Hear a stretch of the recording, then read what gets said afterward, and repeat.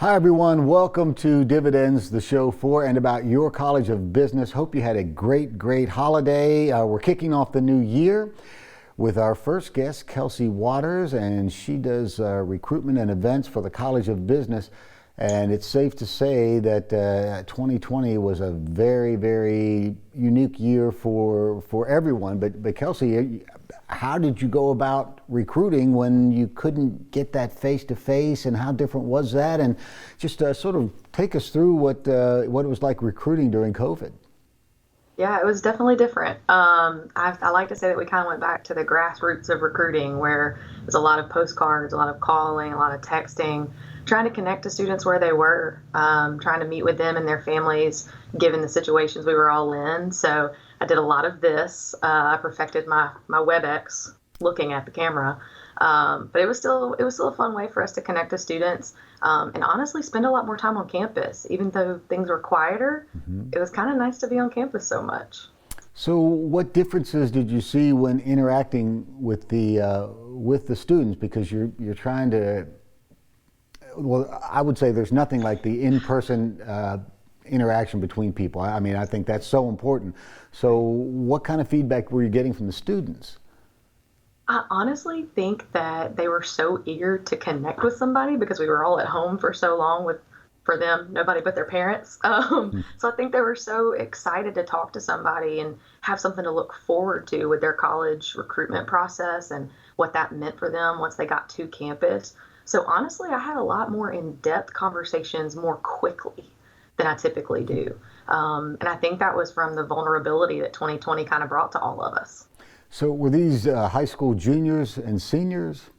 High school juniors and seniors, as well as freshmen and sophomores from community colleges that are looking to transfer. Yeah. So did they have any reaction to what was going on with on campus? Now, I say that because my daughter was a freshman last semester, Right. and it was nothing like what we had hoped for her. And Right. Mississippi State, like all universities, tried to make the best of it. And in fact, I would argue Mississippi State did a better job than a lot of universities out there. I believe that. But it still wasn't the same. So were there questions about what's it going to be like, and Yeah. how do you address that? Yeah, so it all hit us very strangely, students like your daughter, who I got to work with. Sorry That about was that. no, I loved it. She's my favorite. But we all had a different conversation with them because we didn't know what to expect. We were hoping for the best. And like you said, I think State did a really good job of still trying to connect to those students and give them time on campus. But with this class for 2021, they're going through all this right now in their high school. So they're very well aware of what it's going to look like because they're living it right now. And I think they're a little bit more understanding. And they have the right expectations set. And I think everybody's just really hopeful. And so moving into this semester, we're all going to be seeing each other a little bit more on campus, behind masks and distance.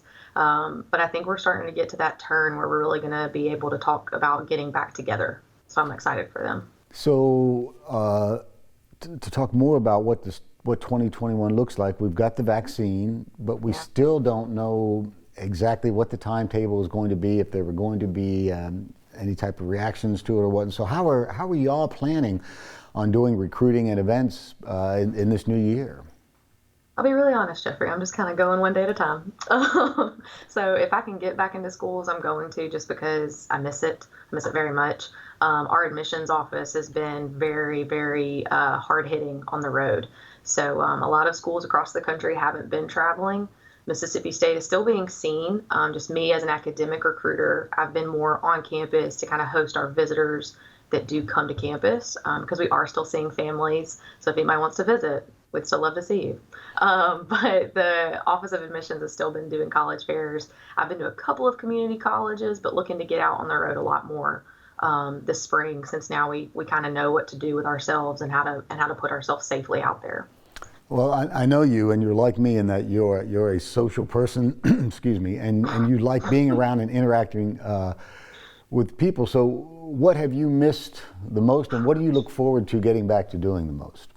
I desperately miss the look on students' faces beyond this Yeah.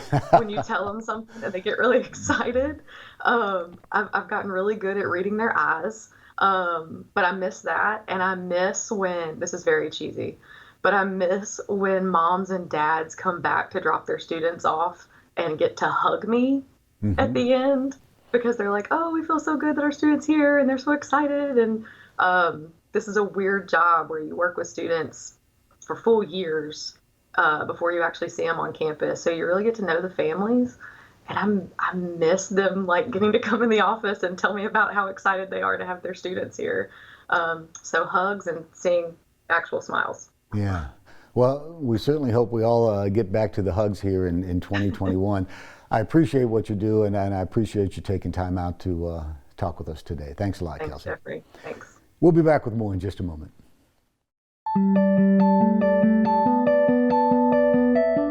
There are a number of student activities that students can get involved with, but few of them know that they can start a company while they're in school.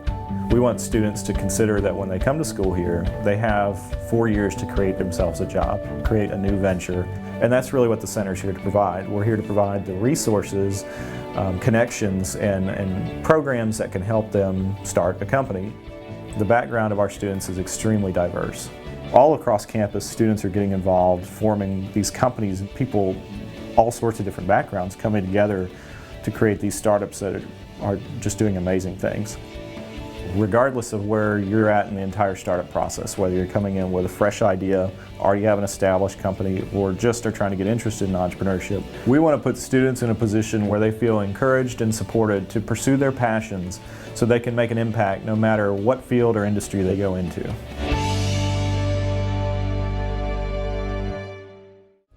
Imagine robots that give officers the upper hand in dangerous situations. We are at Mississippi State University, where we ring true. Welcome back, everyone. We couldn't do what we do in the College of Business without the help of our alums and our friends who just want to give back and lend their expertise.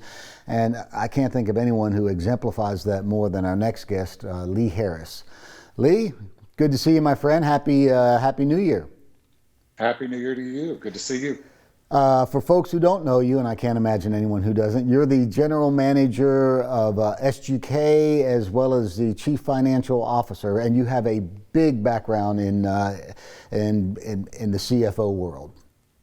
That's correct. My wife and I moved back here after I spent 20 years with an Australian scrap metal company, and just moved back home to help take care of parents. And so I enjoyed a role there as the regional chief financial officer.